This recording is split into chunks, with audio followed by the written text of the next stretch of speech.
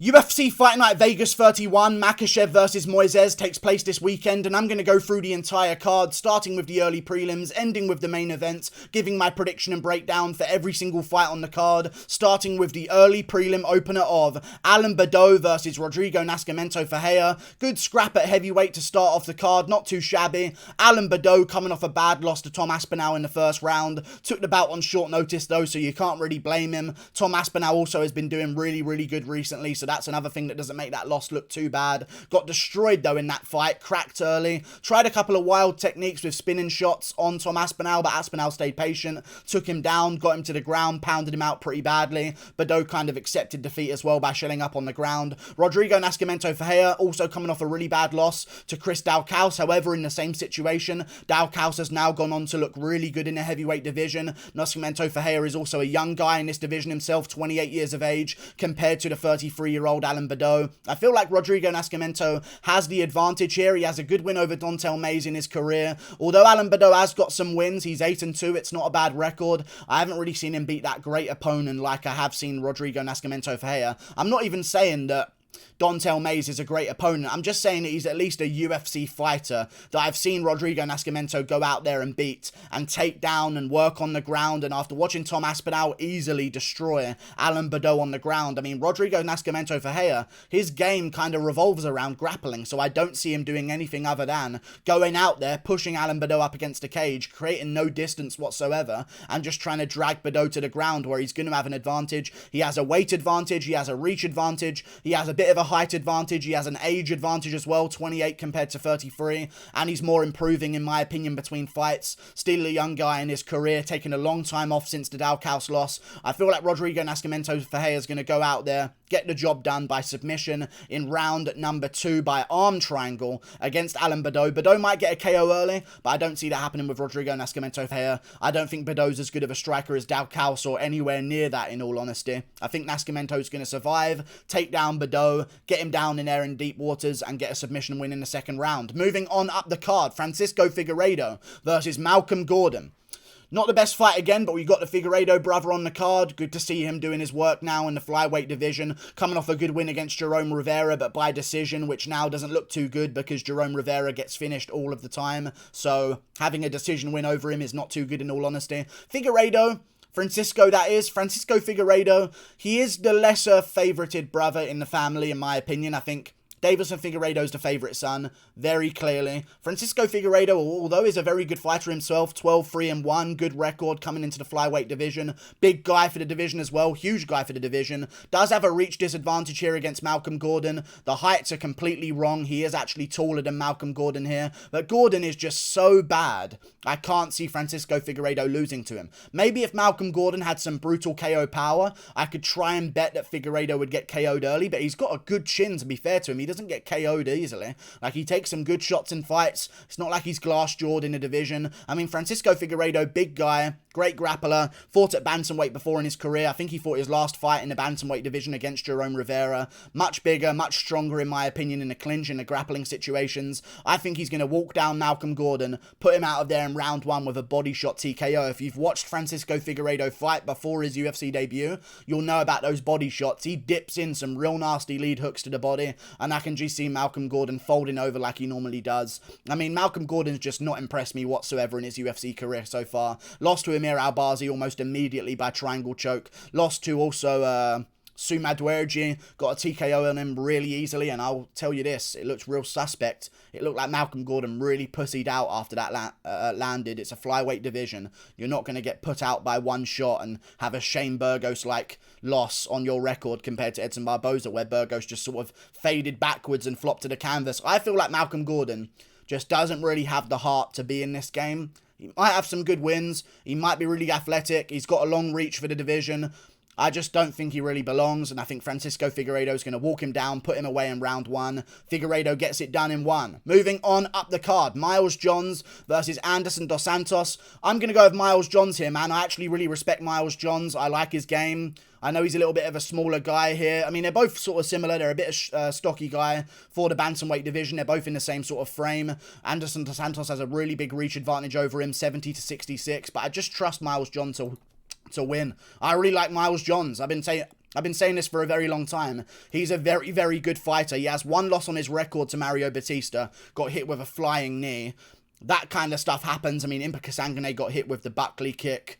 Like, these things are going to happen in your career. You're going in there, it's MMA, anything can happen. Your leg could break at the end of round 1. I mean, literally in the main event, some craziness could happen that ruins everything. But, like, it's just MMA. Like, anything can happen in there. Got caught with a flying knee, put down afterwards, was doing actually quite good in the first round against Mario Batista. And Batista's pretty good, was doing good against Jones before getting clipped in his last bout. But this guy, Miles Johns, whooped up on Kevin Natividad, beat Cole Smith, beats Richie Santiago, 7-1, 7-0, 9-1, 7-2, 5-0. I mean, the wins that he has on his record, 11-3. He's really been tested from the get-go. I really like that. Plus, he has some amateur experience as well. Anderson Dos Santos is going to have the experience advantage. I just really don't see him beating Miles Johns. He beat Martin Day, who is 8-4. Maybe didn't even belong in the UFC. He was beating...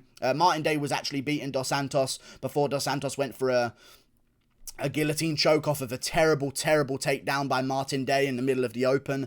Just shot a horrible takedown with his head on the outside. Gets guillotined in the first round, but this guy's lost to Andre Ewell, lost to Nad Narimani. Maybe he could make a bit of a comeback in his old age and get a streak together. I feel like I'm definitely going to go with the younger guy, the more improving guy. Miles Johns is a solid, well-rounded fighter. I'm going with him by decision against Anderson Dos Santos. I don't see a finish happening, but I can see Miles John winning this one as the fight goes on. He just got a third round TKO.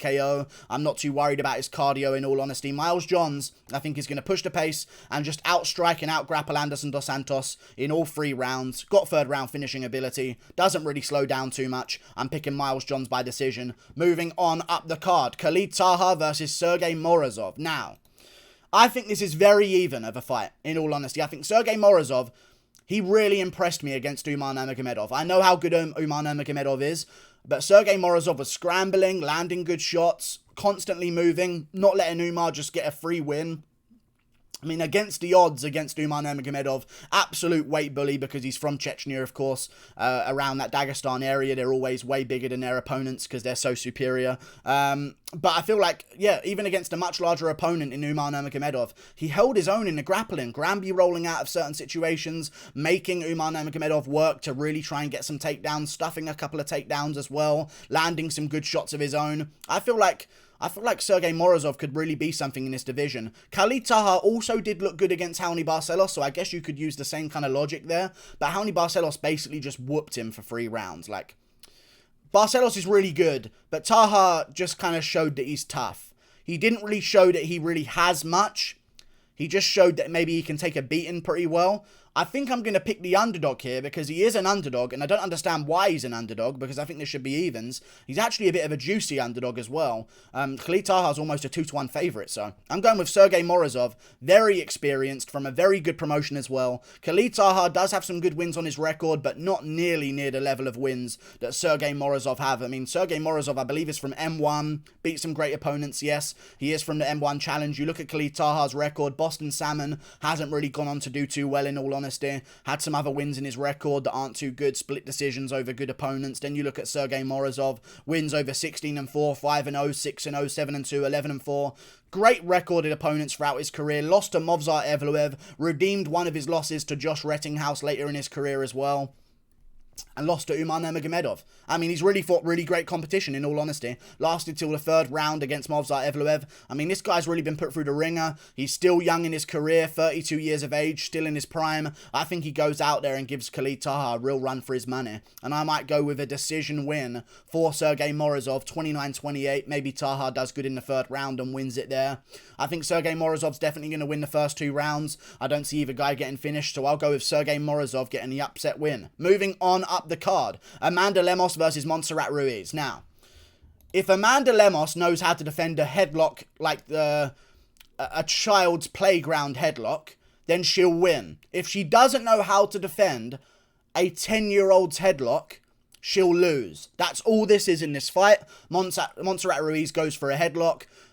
Cheyenne Byers can't get out of it. I learned how to get out of a child's headlock when I was fucking 5 years of age. Just get down on your stomach, get up to your knees. They don't have the leverage anymore. You end up taking their back and getting out of a bad situation. Amanda Lemos, if she knows how to do that, she'll definitely win. I'm going to trust that she does know how to do that. And her stand-up is pretty good as well. 9-1. Great win in her last fight by KO. Basically like a female Figueiredo, the way she walked down her opponent last time. Put her down with like a jab, I believe it was, in the first round. Once you see that kind of power in the women's division, it's hard to ignore. I'm probably going to go with Amanda Lemos here. I don't think she'll get a finish. I think Montserrat Ruiz is pretty strong in the clinch. She's got a big set of fires on her, to say the least. So I think that's going to carry a lot of power to push against the cage, like women's divisions do. I think Amanda Lemos, outstrike her on the feet, be able to keep it standing against the cage, land better shots in the clinch as well. I'm going Amanda Lemos by unanimous decision. Don't see her getting a finish. I think maybe that last one was a little bit of a one-off, even though maybe she goes out there and does it again. I just think she's not going to get a KO again.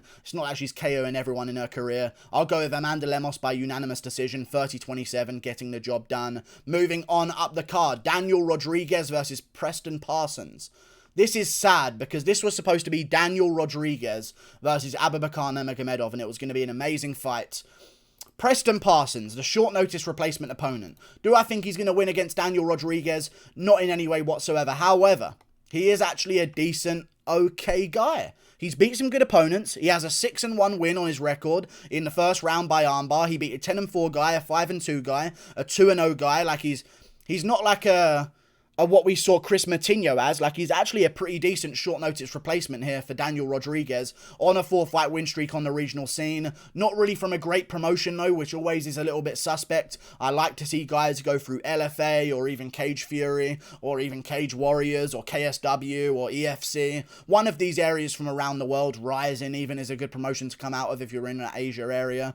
I feel like it would just be good to see him come from a better promotion. Some of the losses that he has aren't too good, and some of the wins that he has as well. Last two opponents, 9-16, 10-7. That looks like they're padding his streak to try and get him in the UFC. Well done, it's worked. I don't like that confidence level. You beat a 10-4 guy and a 5-2 guy in a row. Now it's time for a 9-16 opponent. That seems a little bit weird to me. I'm going to go with Daniel Rodriguez. I like Preston Parsons. He's actually a decent opponent. Has got an ability to get it to the ground and get a submission. But I think Daniel Rodriguez, really underrated jiu-jitsu. I think he actually goes with 10th Planet as well in his jiu-jitsu as well with Eddie Bravo. I really do like Daniel Rodriguez's ground game. Great takedown defense as well. You rarely ever see anyone getting him to the ground and doing any work there. Has a submission win over Tim Means by Dash choke. I mean, D-Rod can really do it all. And I think he's going to go out there, weather a bit of a storm of takedowns in the first round, stuff a couple of takedowns, maybe end up on the ground but work his way back to his feet, land some knees in the clinch. Round two comes around, Preston Parsons hasn't been able to get him to the ground, really starts to gas out on short notice after failing a couple of takedowns, and D-Rod starts picking him apart in round two. I'll say round two TKO for D-Rod. 1-2 down the pipe on a gassed out Preston Parsons, puts him away in round two by TKO. I just think D-Rod's so good. He's bigger than Preston Parsons by far. He's got a massive reach advantage. I'm going to go with Daniel Rodriguez here by far. And I'll say this again. He's undefeated. I watched his regional fight that he lost by split decision. He won clearly. I watched his fight with Nicolas Dalby again. We know he won clearly as well. Daniel Rodriguez should be 16-0. Undefeated. I believe 5-0 in the UFC. So underrated. I'm picking him to beat Preston Parsons by TKO. Moving on up the card to the main card. Gabriel Benitez versus Billy Quarantillo. Great scrap on the main card. I'm going to go with Billy Quarantillo here. I was leaning towards Gabriel Benitez now and then. This is one of those ones where I've kind of tilted back and forth a little bit. I kind of liked Gabriel Benitez. But then I remembered, wait, that was Justin James he beat. And Justin James is mentally retarded and couldn't beat Charles Rosa. So I feel as though Benitez is going to struggle here because, as we've seen in the past, sometimes pressure gets the better of him as it goes on in fights. Round 3 against Omar Morales, he had a really rough round there. I think he actually got robbed in a couple of fights in his career in terms of split decisions, but he got KO'd by Sadiq Youssef, got a little bit over-aggressive early. Do I see him getting a KO on Billy Quarantillo in the first round? No, I don't. Billy Quarantillo's a tough guy, took a beating against Gavin Tucker and kept coming, kept trying to make the fight happen. I think eventually that overwhelming pressure gets the better of Gabriel Benitez. Even even though his kicks are really good, forcing him to go backwards when he's a guy who likes to kick the body and kick the legs is just going to put him off balance. It's going to make him not want to throw those kicks in general. Pressure works against Barboza. I think it'll work against a similar style opponent in Gabriel Benitez, who's just a little bit of a worse version of Edson Barboza. I say a little bit, a far worse version in Edson Barboza. He's an older guy. He has trouble with the weight sometimes. Billy Quarantillo still hungry in his career.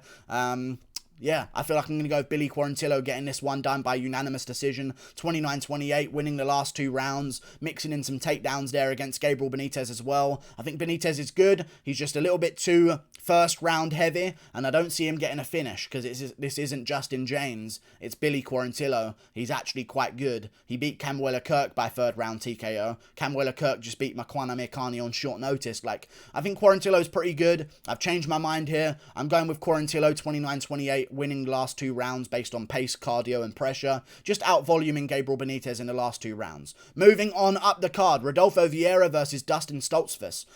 I'm picking another underdog here. I'm taking Dustin Stoltzfus over Rodolfo Vieira. I think he's going to get the job done, man. I really do.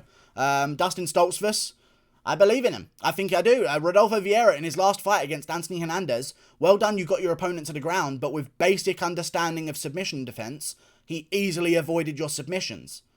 He just didn't go where you wanted him to go, therefore you couldn't get submissions. I truly believe Jiu-Jitsu is not the best martial art in the world. I think actually Jiu-Jitsu, in terms of MMA, is probably one of the worst bases for MMA, in my opinion. I think we've seen it time and time again. Ryan Hall, in his last performance, I'm not using that to decide this one, but Rodolfo Vieira, even, in his last performance, Anthony Hernandez should not be submitting you. You're a 7-time Abu Dhabi world champion. What is going on with that sham of a fucking sport? Either way, Rodolfo Vieira completely gasses out after the first round. Stoltzfus has got great cardio. He looks exactly like Tom Hardy. I'm not even joking. Look him up. He is an absolute identical spitting image to Tom Hardy. I'm going to go with Dustin Stoltzfus as the underdog. He's taller. He's rangier. He had a great fight with Brendan Allen on short notice, I believe, if I'm remembering him correctly as the right person. Let me have a little check here. Yes, he had a slam win on the Contender Series, and he lost to Dalkaus, actually it was, not Brendan Allen. Lost to Dalkaus on short notice, but did really, really good in that fight. Showed that he's okay, showed that he's submission aware of certain positions. I think I'm going to pick him to beat Rodolfo Vieira. I'll say by 3rd round TKO, 2nd round TKO. Rodolfo Vieira's got 1 round of gas in him. Maybe he could get Stoltzfus to the ground. Maybe he gets a submission in the 1st round, but these are the kind of underdogs you take because, I mean, Rodolfo Vieira is nearly a 3-1 favourite here. What? You give me Stoltzfus? At these odds? I'm taking Stoltzfus here. He's actually a talented fighter. Fought some decent opponents in his career. I think he goes out there, survives a 1st round storm of submissions, comes back later on and gets a win by 2nd or 3rd round TKO. This is a no-brainer underdog in my opinion. Even though maybe Rodolfo Vieira has an advantage in the 1st round and maybe he should go out there and win. This is, in my opinion, 50-50. We don't know what Vieira is going to come back. I think Dustin Stoltzfus, young guy, still learning, still improving. I think he's going to go out there and get the job done. Plus, he took the fight on short notice in his debut against Dalkaus. Kind of slowed down as the fight went on a little bit, but compared to Vieira, absolutely nothing like. He did not slow down anywhere near the level that Vieira did, and he took it on short notice. I think on full camp, he's going to be able to push a hard pace, survive submissions early, and get a 2nd round TKO. Moving on up the card, Jeremy Stephens versus Mateusz Gamrot now. This one's interesting. I'm going with Mateusz Gamrot. It's not too interesting. I was acting like I was going to think about it for a second, but like, I definitely believe Jeremy Stephens. Let me just rearrange my moustache real quick here.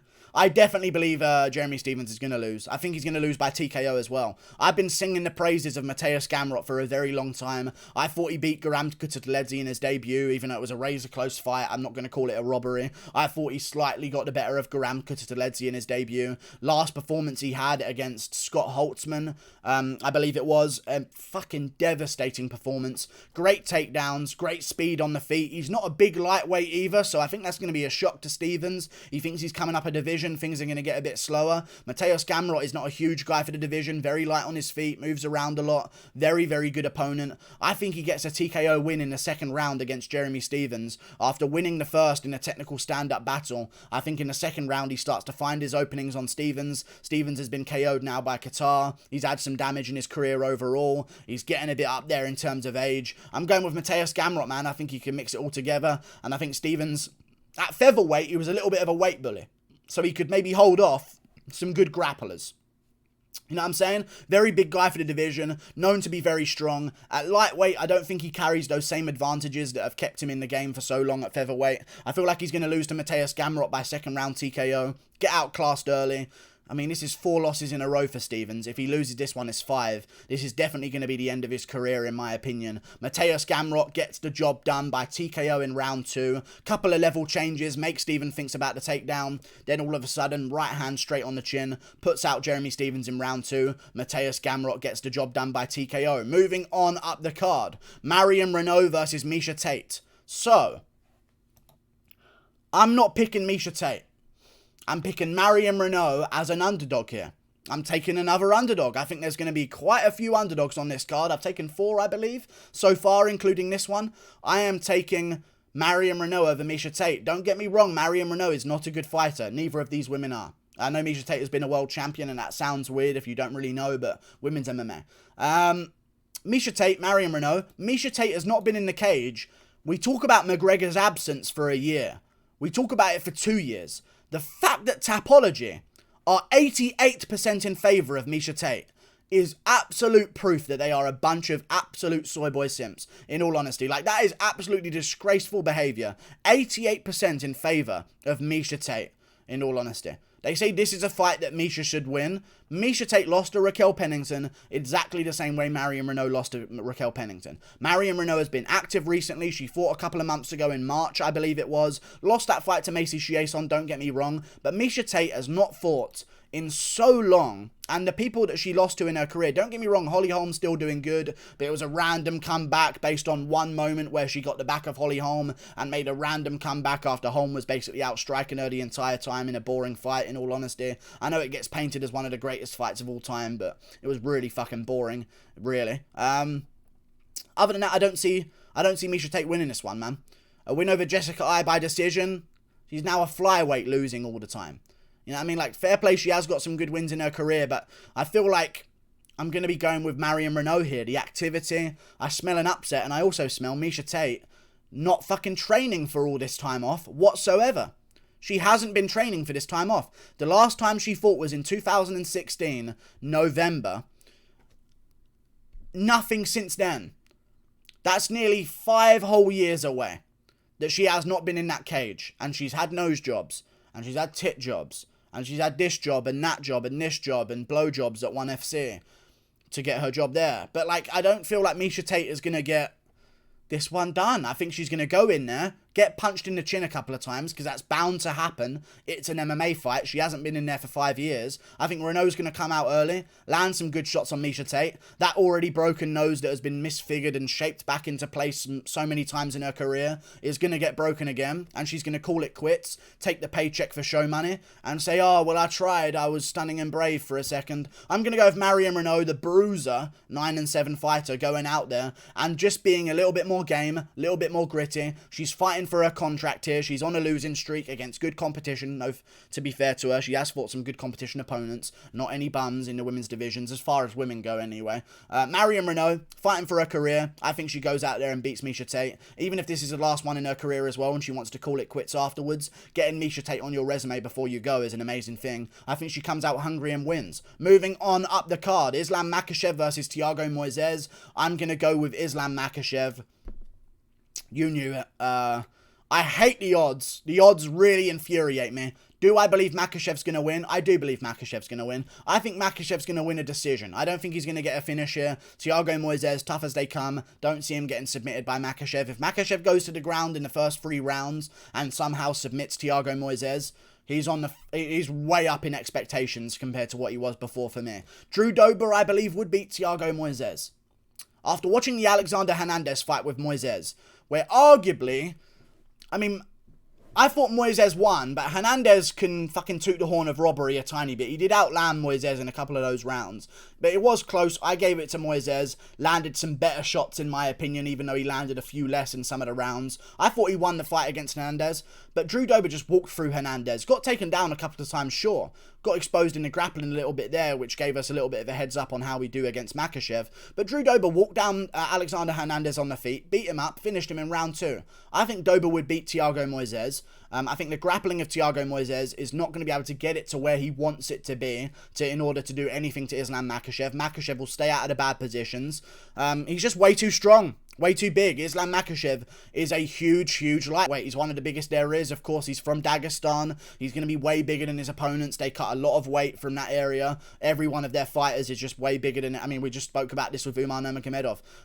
Way bigger than all of their opponents. Islam Makhachev, definite strength advantage, definite size advantage, definite height advantage in the clinch if anything wants to happen there. I think Islam Makhachev's going to go out there, barely outstrike Moises, take him down at the end of some of the rounds, land some good shots against the cage where it's nice and smothered, where Moises isn't really going to be able to have space to get off any good submission attempts. I think Makhachev plays it smart, clinches up against the cage, lands some good knees to the body, lands some knees to the thigh, goes for takedowns where he's in good position and doesn't really settle into full guard or anything like that. I think he's going to look for straight sweeps into side control, maybe going straight into half guard even as well. I don't think he plays that guard game with Thiago Moises. Makhachev gets this one done, controlling position and barely outlanding Moises on the feet.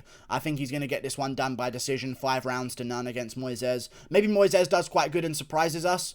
Makhachev's just so big, so strong, very experienced. Moises doesn't really have any terrifying KO power. His submission ability is not the best in the world. I mean, you couldn't really get Hernandez to the ground to submit him. Didn't do it to Bobby Green either. I thought he lost to Bobby Green pretty fucking clearly. He got doubled on strikes every single round. Beat Michael Johnson in round 2 by submission, but was losing that first round very easily for Michael Johnson. He beat Kurt Holobar, but like, who cares? I think I'm going to go with... If Damir Ismagulov can take Thiago Moises to a decision and do it quite comfortably as well, I think Makhachev can do that same thing. Even though Moises might be a little bit improved, I just don't see him beating Makhachev here. Maybe he lands one big punch, if that's his only chance as a jiu-jitsu expert. I'm picking him to win that fight. If Moises was a jiu-jitsu guy that just so happened to have one punch KO power and a bunch of first round TKO finishes or 1 round KO finishes, maybe I would entertain the idea of it because of the odds, because I don't know if you've noticed this, but Islam Makhachev is a 6-1 favourite. I just spat everywhere there saying that. I believe he should be just above a 2-1 favourite here against Moises. Dangerous game here, okay? It's a dangerous game, it's MMA. Why is he a 6-1 favourite? Either way, Makhachev by decision, 5 rounds to none, 50-45, maybe actually 50-44. I'll say a 10-8 in round 5, where he really pushes the pace, looks for a finish, but Moises survives, but Makhachev ends the fight dominantly, and looks really good afterwards. Like and subscribe, thank you for watching, click that button up there. Big things on the line here for Makhachev if he wins this one. Main event of a fight night, big spotlight, just after the McGregor card as well, so he's got sort of a relevant name, tied through Khabib to McGregor, you know what I'm saying? So there's going to be some trickle-over fans from the McGregor event tuning into some of the promos of this for Islam Makhachev. Big fight for him. If he wins this one, I say do him versus like a Benil Dariush or something like that. I know it sucks for Dariush, but someone's got to take that burden of Islam Makhachev taking that bout. I'm going to go with Makhachev here, easily. Like and subscribe, click that button up there. Toodle pip.